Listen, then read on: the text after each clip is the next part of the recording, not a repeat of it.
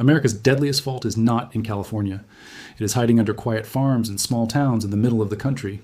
And most people walking over it every day have no idea it is even there. In the winter of 1811, this crack in the ground did something so strange that people still find it hard to believe today. A giant river flowed backward for hours. Waves rose up on water that should have been flat and calm. Church bells rang all by themselves in a city more than 1,000 miles away, and no one had touched the ropes. The ground itself made those bells move. This did not happen near the ocean. It did not happen in some faraway country. It happened right in the heart of America, in a small river town called New Madrid, in the state of Missouri. Scientists say the very same crack in the earth is still down there today, and it could wake up again. Millions of people now live directly on top of it without knowing. So how did a quiet little farm town turn into the site of one of the strongest earthquakes ever recorded in the United States? Why did the ground crack open and swallow whole forests? Why did a river run the wrong way? And why are scientists still watching this exact spot, every single hour of every single day, more than 200 years later? Stick around, because by the end of this video, you will understand something about the ground under your own feet that almost nobody else knows. And if you live anywhere near the middle of the United States, this video might change how you think about the future. Before we dive in, if you enjoy learning strange, true stories like this one, please hit like and subscribe. It takes many hours of digging through old records and science reports to bring you stories like this one, and your support helps keep this channel going. Most people only think about earthquakes when they picture California. They think of shaking streets, palm trees, and cracked highways next to the ocean. Almost nobody pictures cornfields or small farm towns sitting quietly in the middle of the country. But that gap between what people expect and what actually happened is exactly why this story is so important. The strongest group of earthquakes ever recorded in the United States, east of the Rocky Mountains, did not happen where anyone was watching for it. It happened in a place everyone assumed was safe. And many scientists today will tell you that this same wrong assumption is still one of the biggest dangers we face.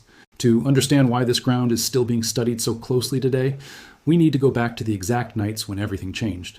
The first big shake hit in the early morning hours of December 16th, 1811.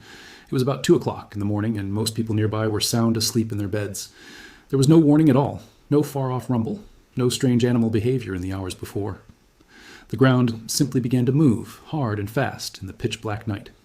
Scientists believe this first quake was somewhere between a strong 6 and a massive 8 on the scale they used to measure earthquake strength, with many guessing it was close to 7.6. That might sound like just a number, but in real life, it means the shaking was strong enough to snap huge trees in half and tear the ground wide open. Just over a month later, on January 23rd, 1812, a second huge quake struck. This time it hit around 9 in the morning, so people were awake and could actually watch what was happening. Survivors later said they saw the ground roll like ocean waves right in front of their eyes, which made the whole thing feel even more terrifying. This second quake was almost as powerful as the first one. Then on February 7th, 1812, at around 4 in the morning, the biggest quake of all three hit. Scientists think this one may have reached close to an 8, making it one of the strongest earthquakes ever recorded anywhere in the United States outside of Alaska. This was the quake that made the river run backward, which we will get to in a moment. Here is something most people never learned. Those 3 huge quakes were only the loudest moments in a much longer nightmare. Between the big 3, this region was shaken by more than 2,000 smaller earthquakes. In just the first 2 days alone, there were at least 6 aftershocks strong enough to badly damage buildings all by themselves. The shaking did not stop after a few days, or even a few weeks. It kept going on and off for more than a year. People were still feeling smaller shocks in 1813, over 12 months after that very first quake in the dark hours of December. Try to imagine living through that. Not just one terrifying night, but season after season of never fully trusting the ground beneath your own home. Every creak in the wall, every rattle of a window, must have felt like the start of something even worse. Many families became too afraid to sleep inside their houses at all.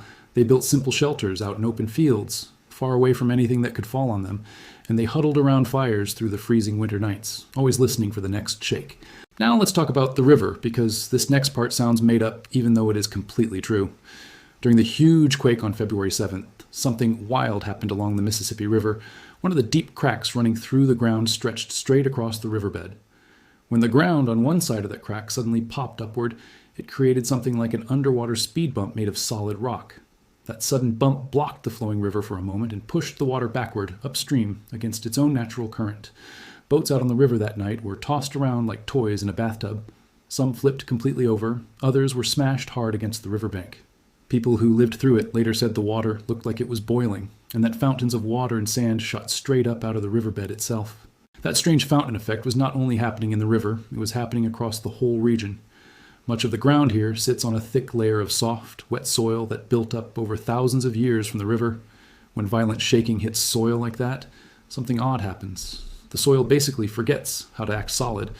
It starts behaving almost like a thick liquid, similar to quicksand.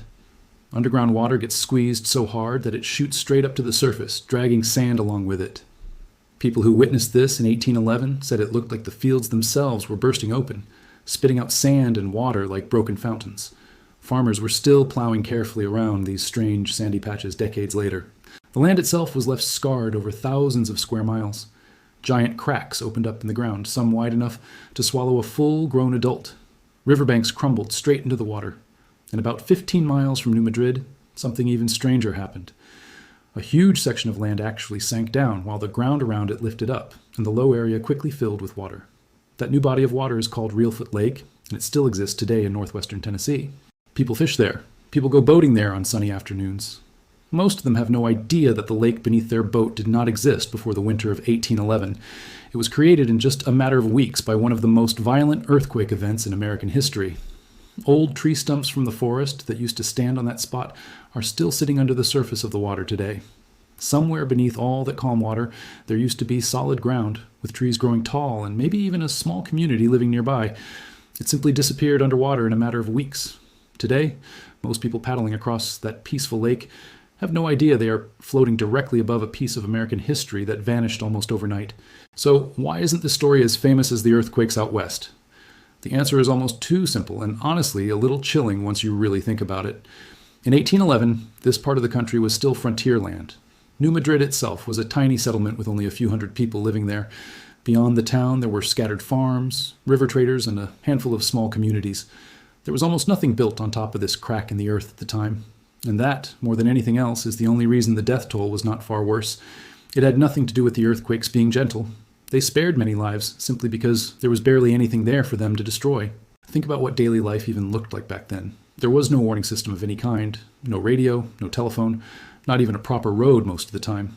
Families lived in small wooden cabins, often built by hand, right next to the river they depended on for everything they needed. When the ground began tearing itself apart in the middle of the night, these people had no real idea what was even happening to them. Nobody in that region even had a common word for earthquake in their everyday language. Some settlers truly believed the world itself was ending. Survivors later wrote about a strange smell in the air after the biggest shocks, something like rotten eggs, which we now understand came from gases pushed up through the broken ground. They wrote about total darkness, thick with floating dust, so heavy that some people said they could not even see their own hands in front of their faces. According to old written accounts from that time, at least one small settlement built on soft ground near the river sank so quickly that the people living there did not have time to escape. News of what happened spread very slowly back then. It traveled by boat and by horse instead of by phone or the internet, and it took weeks for people living in places like Washington and Philadelphia to hear the full story. When they finally did hear it, many refused to believe it at all. A river running backward and church bells ringing on their own 1,000 miles away sounded more like a tall tale than something that could really happen on American soil. That one simple fact, how few people actually lived there at the time, is the key to everything that comes next in this story, because the frontier days are long gone now.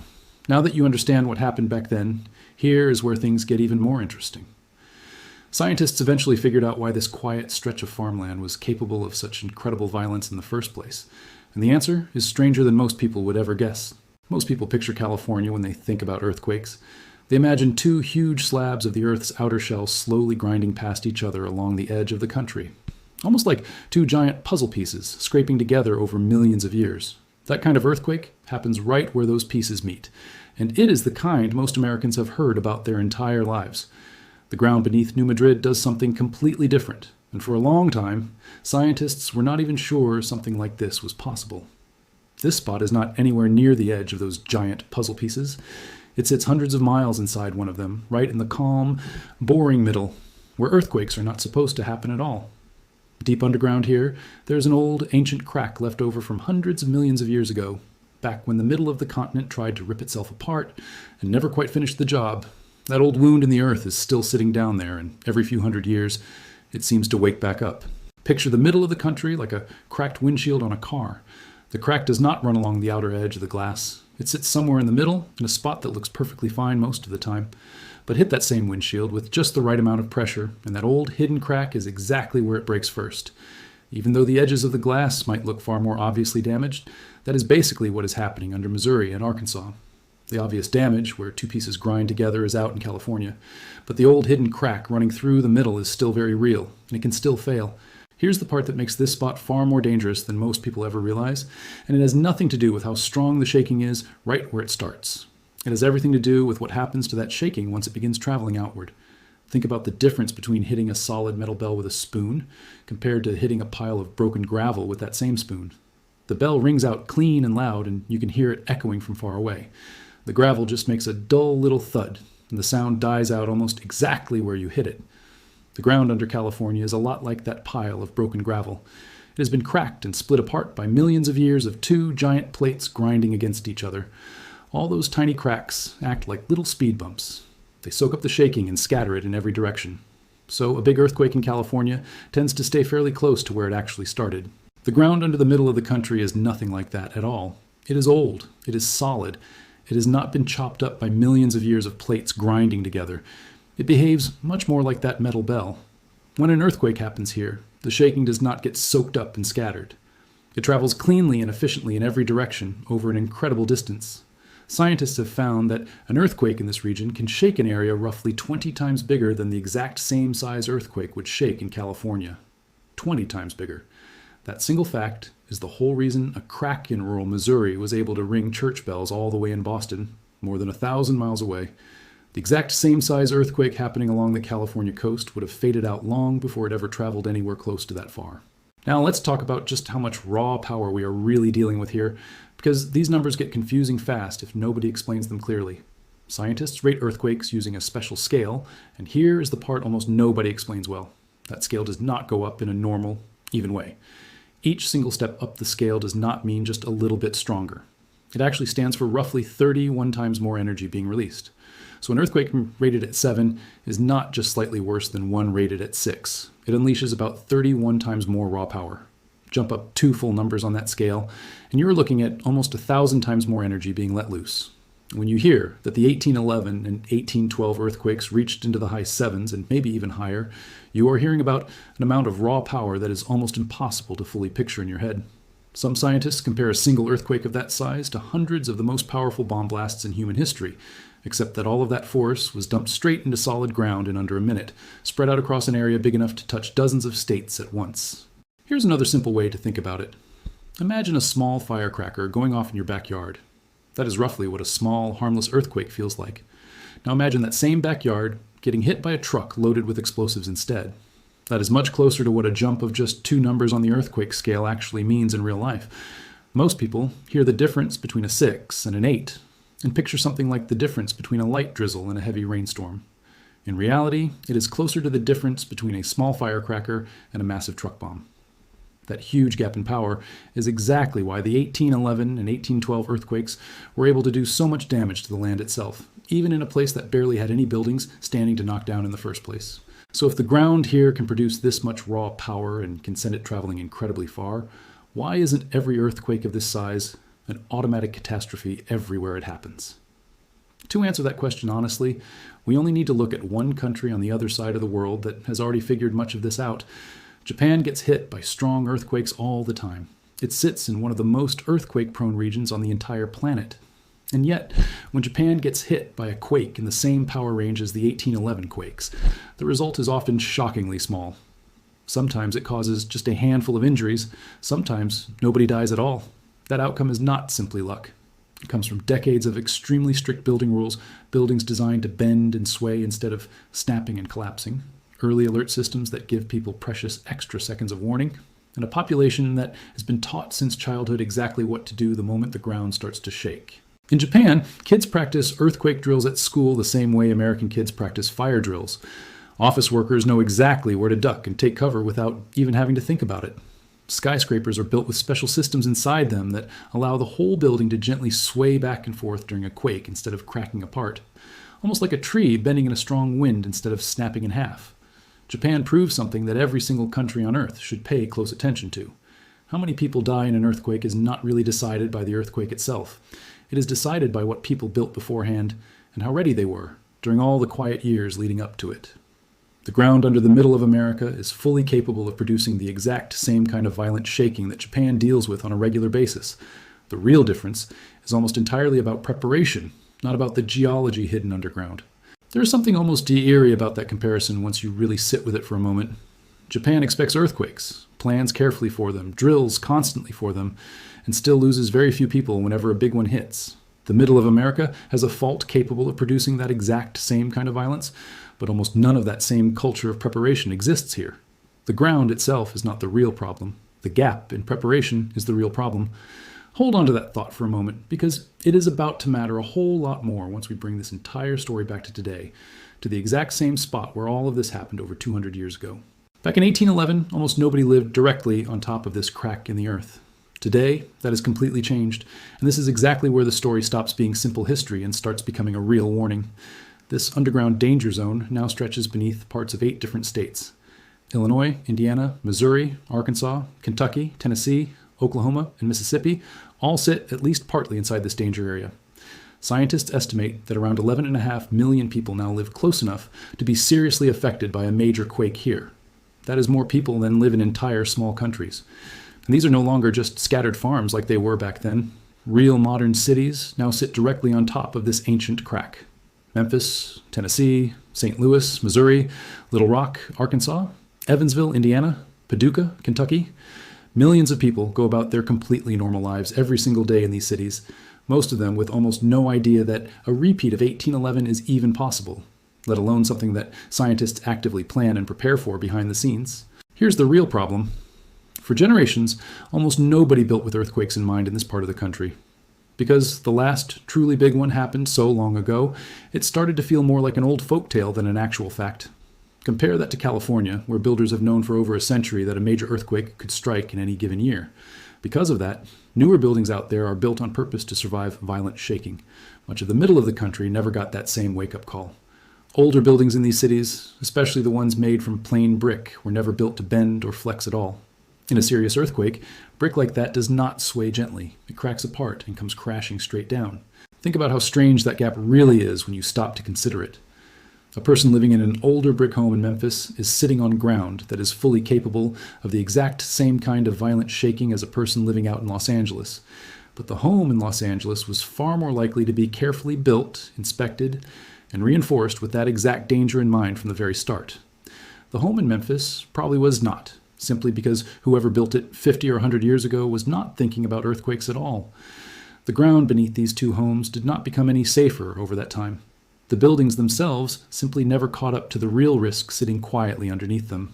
The government agency in charge of disaster planning actually ran the numbers on this exact scenario, using a model based on an earthquake roughly the same size as the ones from 1811 and 1812. The results are honestly hard to read without feeling a small chill run down your spine. Their model predicts around 86,000 people either killed or injured in a repeat event. It predicts more than 700,000 buildings damaged or completely destroyed across the region. It predicts direct financial damage well over $300 billion, with the full economic impact potentially reaching twice that amount once everything connected to it gets counted. And within just 3 days of the earthquake, this same model predicts that more than 7 million people would be forced out of their homes, with roughly 2 million of them needing emergency shelter right away. Try picturing that for just a second. A number of displaced people, larger than the entire population of many American states, all pushed out of their homes at the exact same moment, in a region that has never once had to run a real disaster response on anything close to this massive scale. Memphis keeps coming up again and again in these disaster planning reports for a pretty grim reason. A huge share of its older buildings are made from plain brick that was never reinforced to handle serious shaking. In a major earthquake here, planners have warned that a large portion of those buildings could become completely unsafe to enter or could collapse outright. And the danger does not stop with buildings alone. Bridges crossing the Mississippi River, the very bridges this entire region depends on to move people, food, and supplies, would be at serious risk of failing. Underground pipelines that carry natural gas into homes, water systems that keep the taps running, and power lines that keep the lights on all cross directly over this hidden danger zone. When a strong earthquake breaks a gas line, it does not just cause a small inconvenience. It can start dangerous fires. When it breaks a water system at the same time, firefighters lose the water they desperately need to fight those exact fires. Each broken piece of the system makes every other problem even worse than it already was. This crack in the earth runs beneath the highways that move freight through the entire middle of the country. It runs beneath railroad tracks, carrying grain, coal, and fuel across long distances. It runs beneath the very pipelines that heat homes as far away as the East Coast. A major earthquake here would not just hurt the cities sitting directly above it. It would cut through supply lines that the rest of the entire country actually depends on, which is exactly why disaster planners refuse to treat this as some small local problem. They treat it as a serious national problem. There's one more piece of this puzzle that makes everything even trickier. Out on the West Coast, some cities now have early warning systems in place. Special sensors near the coastline can detect the very first, faster-moving part of an earthquake and send out an alert just seconds before the stronger, more damaging shaking actually arrives. Seconds do not sound like very much time, but they are often enough to stop a train, shut off a gas line, or get safely under a sturdy table. The middle of the country does not have anywhere near that same level of warning technology set up yet, and most people living here have never practiced a single earthquake drill in their entire life. So even if the shaking itself turned out to be survivable, the whole region would be responding to it mostly blind, with almost no head start and very little practice behind them. Think about a city like St. Louis for a moment. It sits right along the river, with older buildings downtown, major highway bridges crossing the water, and hundreds of thousands of people packed into a fairly small area. Or think about Memphis, home to one of the busiest cargo airports in the entire country. A hub that ships everything from medicine to everyday packages across the whole nation every single night. A serious earthquake in this region would not just be a local tragedy contained to one city. It could quietly disrupt deliveries, fuel, and supplies for people living nowhere near the danger zone at all, in cities and towns hundreds of miles away. So with numbers this serious, you are probably wondering the exact same thing everybody wonders at this point in the story. Is this actually about to happen? Is there a big earthquake here that is somehow overdue? To answer that, honestly, we have to look at something scientists are still actively arguing about right now, today, in real time. Scientists studying this region are actually split into two different camps about how dangerous this ground really is at this exact moment. And both sides genuinely have real evidence backing up their side of the argument. Most scientists working in this field tend to land somewhere in the middle. They agree that the ground here is not moving quite as fast as researchers once expected it to. But they also agree that thousands of years of buried evidence simply cannot be ignored or brushed aside. The overall scientific consensus is that this remains a real, ongoing danger worth taking seriously, even if nobody can say exactly when the next big one will actually strike. That uncertainty is exactly why scientists keep sensitive equipment listening to this ground every single hour of every single day. Small earthquakes happen here constantly, hundreds of them every single year, most of them far too weak for an average person to even feel. The ground is never actually silent underneath us. It is just usually too quiet for anyone to notice. It helps to think about this whole scientific debate less like a simple disagreement, and more like two different pieces of the same puzzle. One group of scientists is closely looking at what the ground is doing this year and this decade. The other group is looking much further back at what the ground has done across thousands and thousands of years. Both pieces of evidence are completely real and valid. They are simply measuring two very different timelines. And that is exactly why this scientific debate has not been fully settled yet. Even scientists who disagree with each other on the finer details tend to agree on one basic, important point. Nobody has found any solid proof that this fault has permanently shut down for good. Until someone actually does find that proof, the safest approach is to treat it as a real, ongoing risk, rather than a closed chapter of history that we can simply forget about. So here are the real numbers, straight from the scientists who study this danger the closest. Over the next 50 years, they estimate somewhere between a 25 and 40% chance of a fairly strong earthquake striking this region again. And they estimate somewhere between a 7 and 10% chance of a full repeat of the massive 1811 and 1812 disaster within that same 50-year window of time. A 7 to 10% chance might sound fairly small at first, until you stop and remember what that chance actually represents in real life. We are talking about an event that could injure or kill tens of thousands of people and force millions of others out of their own homes. You would probably think twice about getting on an airplane if someone told you it had a 7% chance of crashing during the flight. You would probably think twice about letting your own kids walk across a bridge if someone told you there was a 1 in 10 chance that bridge might not hold. This is that exact same level of real risk, quietly sitting underneath 8 entire states for years and years, while almost nobody living above it actually takes the time to prepare. And remember, that 50-year window is not some single roll of the dice that simply resets once nothing happens. Every single year that passes without a major earthquake does not automatically make the region any safer. It just means the clock keeps quietly running on the exact same long-term odds. That is part of why scientists keep studying this ground so closely, instead of simply crossing it off their list of things to worry about. It also helps to think through a few simple questions that most people never really consider until it is already too late. Where would you go if you suddenly had to leave your own home in a hurry, with almost no warning at all? Do you have a reliable way to charge your phone if the power goes out for several days instead of just a few hours? Do the older members of your own family know these same basic steps? Or are they simply assuming that this kind of disaster could never happen where they live? Talking through these simple questions once, calmly, with the people you care about most, is worth far more than panicking about it later, once the ground is actually shaking beneath your feet. None of this requires living in constant fear. It just takes one quiet afternoon of thoughtful preparation, something almost nobody living in this region has ever really been told they actually need to do. The people living through 1811 survived in the numbers they did mostly because there was barely anyone there to be hurt in the first place. The 11.5 million people living in this same danger zone today do not have that same simple protection. The only real thing standing between an ordinary bad day and a full-blown regional disaster is what quietly gets done now, in these calm years, long before the ground ever decides to move again. Think back for a moment to exactly where this whole story started. A powerful river running completely backward. Church bells ringing themselves 1,000 miles away with no one touching the ropes. A tiny frontier town torn apart by something nobody at the time even had a proper name for. It all sounds almost too strange to possibly be real, but every single part of it truly happened, and the very same ground that caused all of it is still sitting quietly underneath millions of ordinary homes today. So here is the one important thing worth remembering after everything you just learned. This fault does not warn anyone before it strikes. It does not smoke like a volcano getting ready to erupt. It does not spin up clearly on a weather map like a storm you can calmly watch approaching for days in advance. It simply waits, quietly, sometimes for centuries at a time, underneath ground that looks every bit as normal and safe as any ordinary farmland in America. Whether the next big one turns into a manageable emergency or a full-blown disaster will not really be decided by the earthquake itself.